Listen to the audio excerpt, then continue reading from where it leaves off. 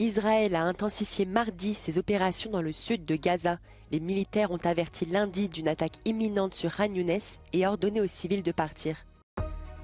C'est un dossier historique. Kiev veut poursuivre la Russie pour crime d'écocide devant la Cour pénale internationale. Cela fait déjà un mois que les points de passage entre l'Ukraine et la Pologne sont bloqués par les routiers polonais. Le pacte vert de l'Union européenne rencontre des difficultés. Les coups et les appels se multiplient dans l'Union pour modérer l'ambition climatique des 27.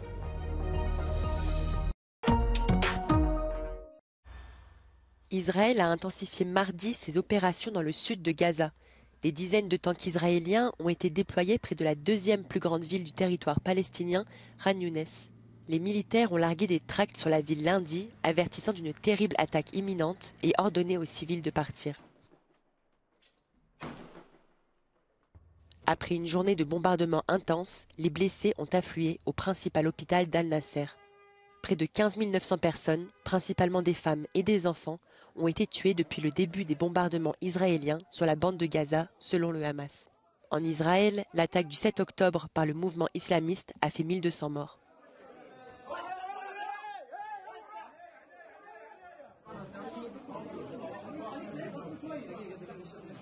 I've just visited the European Gaza Hospital, and the things I saw there is beyond anything that anyone should be in a position to describe. What shocked me the most were the children with atrocious injuries and at the same time having lost their parents with no one looking after them. Deux otages israéliens libérés pendant la trêve, les frères et sœurs Maya et Itai Regev, ont été accueillis dans leur ville natale de Herzliya par la foule. 137 otages, dont 20 femmes et 2 enfants, sont toujours aux mains du Hamas. Israël a par ailleurs annoncé lundi que les corps de 15 Israéliens, 11 civils et 4 soldats se trouvaient dans la bande de Gaza.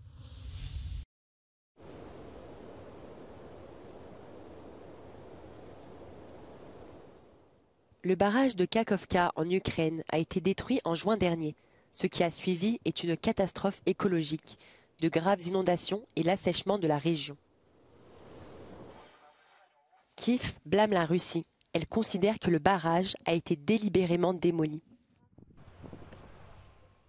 Aujourd'hui, des dizaines d'enquêteurs creusent le sol, prélèvent de la terre et prennent des photos.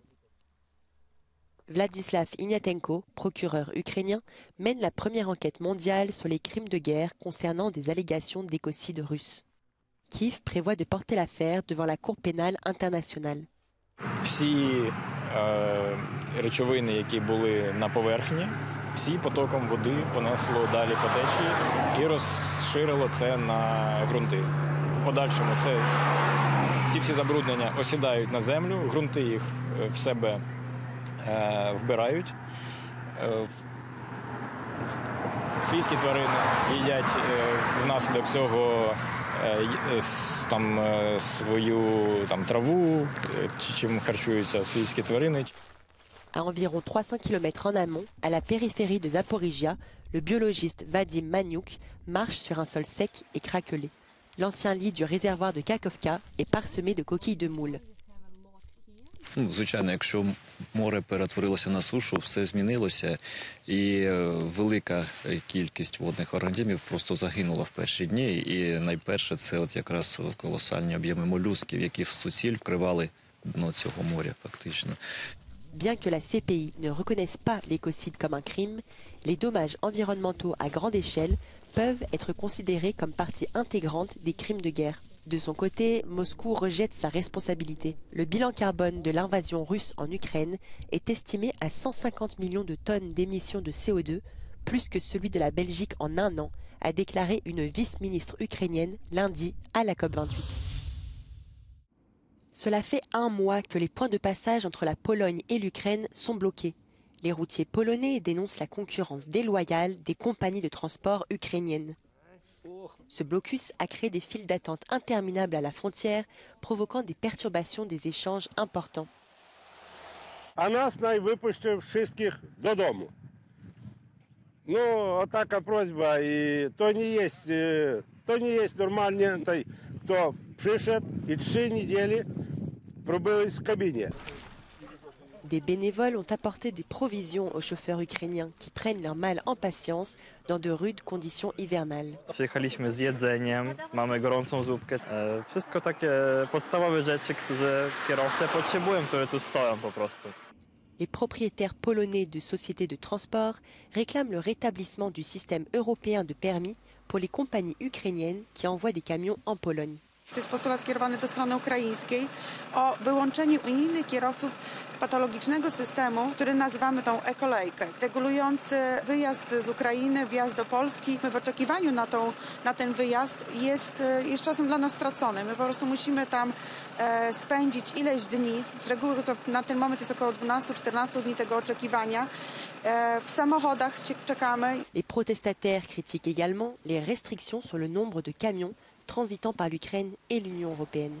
Bruxelles avait supprimé ce système de permis pour soutenir l'Ukraine suite à l'invasion russe. Odstąpienie od niekorzystnej umowy Unia Europejska-Ukraina, umowy likwidującej system wzajemnych zezwoleń, które dotychczas regulowały stosunki Ukraina-Unia Europejska, jeżeli chodzi o sektor przewozowy. Całkowita likwidacja systemu zezwoleń, co zrobiła Bruksela, destabilizuje zupełnie rynek. I potrzebujemy powrotu do normalnej sytuacji, w której przedsiębiorcy z obu stron zarabiają, wiedzą na czym stoją. It has already been a month of protests at the borders with Ukraine, and in recent days Poles have also been joined by truck drivers in Slovakia. Magdalena Chodownik for Euronews from Dorohusk. Autrefois point de convergence politique, le pacte vert européen est aujourd'hui source d'opposition au sein de l'Union. Remise en cause de la loi sur la restauration de la nature, prolongation de 10 ans du glyphosate, rejet du règlement sur les pesticides ou encore report de la législation sur les produits chimiques, les attaques se multiplient contre le projet phare de la Commission européenne au début de son mandat. Pour les Verts, l'atmosphère internationale perturbe l'objectif de neutralité carbone en 2050.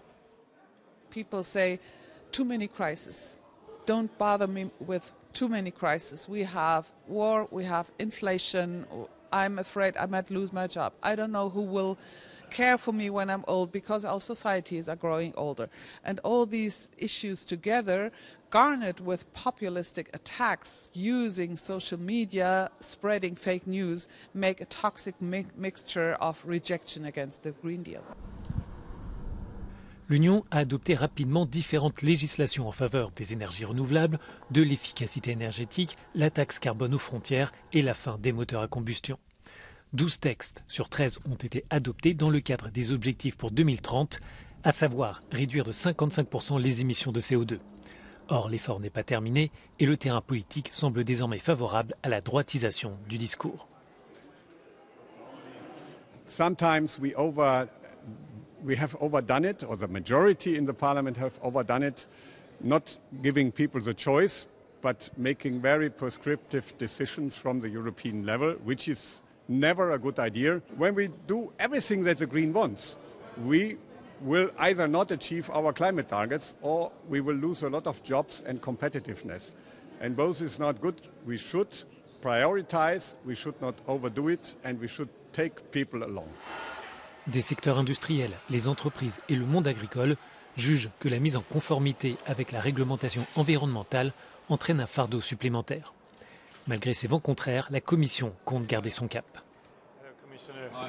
We truly need to do two things. One is continue with our ambition because it is the reality and climate change is at everyone's doorstep. Having said that, we need to bridge that with making sure there is a perspective for our citizens, there is a perspective for our companies, and do more to make sure, that companies can continue to strive, that people do see a bright future, even if circumstances might change. La protection du climat dépasse l'enjeu environnemental. C'est aussi dans l'intérêt de l'Union si elle ne veut pas être reléguée dans la course industrielle aux technologies vertes face à la Chine et aux États-Unis qui veulent remporter cette bataille. Les prochaines négociations européennes pour fixer les objectifs environnementaux en 2040 seront donc un indicateur de l'ambition de l'Union.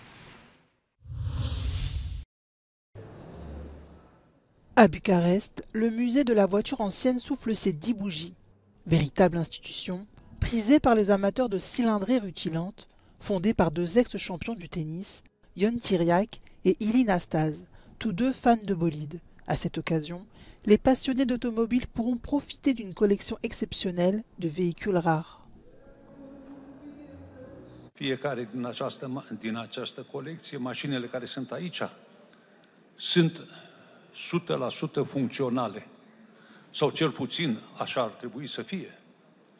Iar în fiecare 40 de zile sau nu știu ce, se fac 3 ture în jurul casei aici sau 4, 1 kilometru și jumătate cu fiecare ar trebui, pentru că altfel se alege praful. Parmi les modèles exposés au musée de Bucarest, une centaine de véhicules datent du siècle dernier.